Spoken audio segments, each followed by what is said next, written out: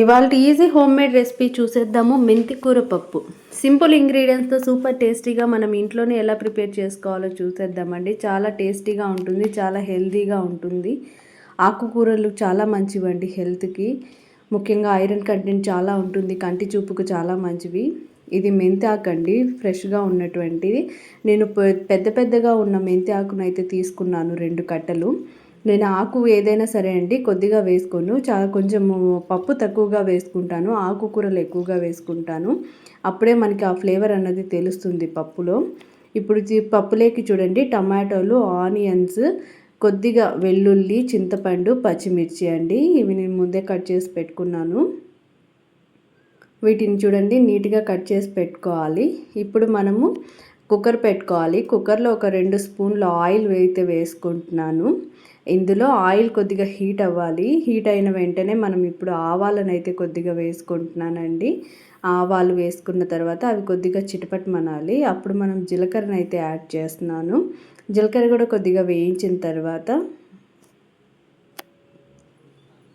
ఇలా వేగుతున్నప్పుడు ఇందులోనే మనం కొద్దిగా పచ్చిమిర్చిని అయితే యాడ్ చేసుకోవాలి. పచ్చిమిర్చి బాగా మగ్గిన తర్వాత ఇందులో మనం కొద్దిగా ఆనియన్స్ అయితే వేసుకుంటున్నాను. నేను ఒక 10-15 పచ్చిమిర్చిని అయితే తీసుకున్నానండి. సన్నగా కట్ చేసినటువంటి ఒక ఆనియన్, పెద్ద సైజు ఆనియన్ అండి. ఇప్పుడు ఇందులోనే కొద్దిగా ఆనియన్స్ అవి మగ్గుతుండగానే వెల్లుల్లిని అయితే యాడ్ చేసుకుంటున్నాను. వెల్లుల్లి కూడా కొద్దిసేపు అయిన తర్వాత వాటిని బాగా కలుపుకోవాలి. కలుపుకున్న తర్వాత చూడండి, కొంచెం గోల్డెన్ బ్రౌన్ కలర్ వచ్చి మరీ అంతగా రావాల్సిన అవసరం లేదండి, కొద్దిగా మగ్గినా సరిపోతుంది. ఇప్పుడు మనం ఇందులో ఒక స్పూన్ పసుపునైతే యాడ్ చేసుకుంటున్నాను. పసుపు కొద్దిగా మగ్గిన తర్వాత పచ్చి స్మెల్ పోయిన తర్వాత ఇందులో కందిపప్పును తీసుకుంటున్నాను. ఒక గ్లాస్ అయితే కందిపప్పును తీసుకుంటున్నాను. ఇందులో టమాటోస్ని యాడ్ చేస్తున్నాను. టమాటోస్, కొద్దిగా చింతపండుని అయితే వేసుకోవాలండి. బాగా కలుపుకోవాలి. కలుపుకున్న తర్వాత అలానే ఒక 5 మినిట్స్ ఉంచాలి. సిమ్లో పెట్టుకొని, లో ఫ్లేమ్లో పెట్టుకొని మనం ఒక 5 మినిట్స్ ఉంచిన తర్వాత ఇప్పుడు కొద్దిగా చింతపండును అయితే వేసుకుంటున్నాను. కొత్తిమీరను కూడా యాడ్ చేసుకోవాలి. కొత్తిమీరను కూడా యాడ్ చేసుకొని ఇప్పుడు కరిగి పెట్టుకున్నటువంటి మెంతి కూరను అయితే ఇప్పుడు నేను ఇందులోకి యాడ్ చేస్తున్నాను. ఈ మెంతి ఆకు అన్నది మనం 2 కట్టలు తీసుకున్నాం కదా, సో అది మగ్గిన తర్వాత అది కొద్దిగానే అయిపోతుంది, మనకు అలా పైకి వచ్చినట్లు అనిపిస్తుంది. మనం మెంతాకును మొత్తం అందులో వేసుకోవాలండి.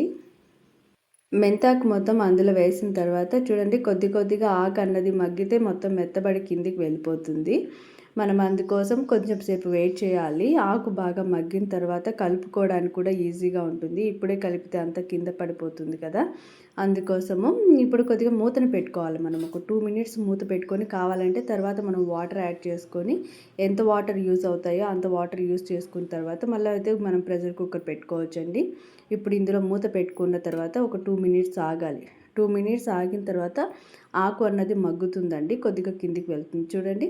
ఇలా వచ్చిన తర్వాత మనం ఇప్పుడు కలుపుకోవాలి. కలుపుకుంటే మనకు వాటర్ క్వాంటిటీ అన్నది తెలుస్తుంది, ఎంత వాటర్ యూజ్ అవుతాయి అన్నది. బాగా కలుపుకోవాలి. చూడండి, బాగా అయితే మగ్గినట్లున్నాయి కదా, ఇప్పుడు ఫ్లేవర్ సూపర్గా వస్తుందండి. ఇలా ఆకు మొత్తం మగ్గినప్పుడు ఆ స్మెల్ సూపర్గా ఉంటుంది. మెంతి ఆకు అన్నది చేదు రాకూడదంటే ఇలా చేసుకోవాలండి.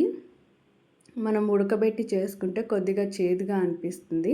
ఇలా ఆయిల్లో అయితే ఫ్రై చేసుకున్న తర్వాత మనకు అంత చేదుగా అనిపించదు. ఇప్పుడు అలా మగ్గినటువంటి దాంట్లో మనం ఇప్పుడు కొంచెం ఉప్పును అయితే వేసుకుంటున్నాము. రుచికి తగినంత ఉప్పును వేసుకోవాలి. కొద్దిగా తక్కువనే వేసుకోవాలి, కావాలంటే తర్వాత రుద్దుకునేటప్పుడు వేసుకోవచ్చు. ఇప్పుడు మనం వాటర్ని అయితే, నేను ఒక గ్లాస్ వాటర్ని అయితే యాడ్ చేస్తున్నాను. వాటర్ని వేసి బాగా కలుపుకోవాలండి. కలుపుకున్నాం చూడండి, బాగా అన్నీ కలిసేంత వరకు కలుపుకోవాలి. ఒక 2 మినిట్స్ అలా కలుపుకున్నామంటే మొత్తం అన్నిటికీ సరిపడుతుంది ఉప్పు. తర్వాత చింతపండు అవన్నీ వేసుకున్నాం కదా, కావాలంటే ఒకసారి టేస్ట్ చూసుకోవచ్చు. చూసుకున్న తర్వాత మనం వీటికన్నిటికీ సరిపడే క్వాంటిటీలు అన్నీ యాడ్ చేసుకున్నామో లేదో చూసుకొని ఉప్పునైతే ఇప్పుడు యాడ్ చేసుకోవాలి. అలా ఉడుకుతున్నప్పుడు మనం ఇంకొన్ని వాటర్ని అయితే యాడ్ చేస్తున్నాను. నాకు ఇంకొద్దిగా వాటర్ పడతాయి అనిపించింది, నేను ఇంకొద్ది వాటర్ యాడ్ చేస్తున్నాను. ఎందుకంటే మళ్ళీ అది గట్టిగా అయిపోతుంది, మనం కుక్కర్లో ఉడకబెడుతున్నాం కాబట్టి. మనము ఆ విజిల్ తీసిన తర్వాత చాలా దగ్గర పడిపోయినట్లు అనిపిస్తుంది, లేదంటే అడుగంటే ఛాన్సులు ఉంటాయి.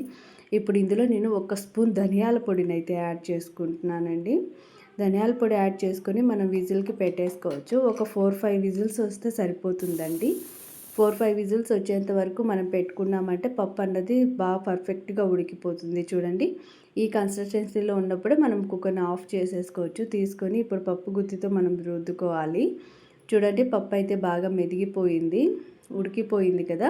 ఇందులోని వాటర్ సపరేట్ చేసేసుకోవాలి మనము పప్పులో నుంచి. ఆ పప్పులో నుంచి వాటర్ని అంతా మనం సపరేట్ చేసేసుకొని పప్పు రుద్దుకోవాలి. ఇప్పుడు ఏదైనా సాల్ట్ ఏదైనా తక్కువ ఉంటే మనం యాడ్ చేసుకోవచ్చండి, లేదంటే సరిపోతుంది అనుకునేలాగా ఉంటే సరిపోతుంది. లేదనుకుంటే మనం ఏదైనా అడ్జస్ట్ చేసుకోవాలనుకుంటే ఉప్పు ఇప్పుడే అడ్జస్ట్ చేసుకోవాలి. చూడండి, నేనైతే వాటర్ మొత్తం సపరేట్ చేసేస్తున్నాను. వాటర్ మొత్తం సపరేట్ చేసేసి నాకైతే ఇంకొంచెం ఉప్పు పడుతుంది అనిపిస్తుంది. నాకు కొద్దిగా ఉప్పునైతే నేను వేసుకుంటున్నాను. ఇప్పుడు పప్పు గుత్తితో దీన్ని మెత్తగా మెదుపుకోవాలి. ఇప్పుడేం మనం తిరగవాత పెట్టుకోవాల్సిన అవసరం లేదు, ఎందుకంటే మనం ఫస్టే తిరగవాత పెట్టేసుకున్నాం కాబట్టి.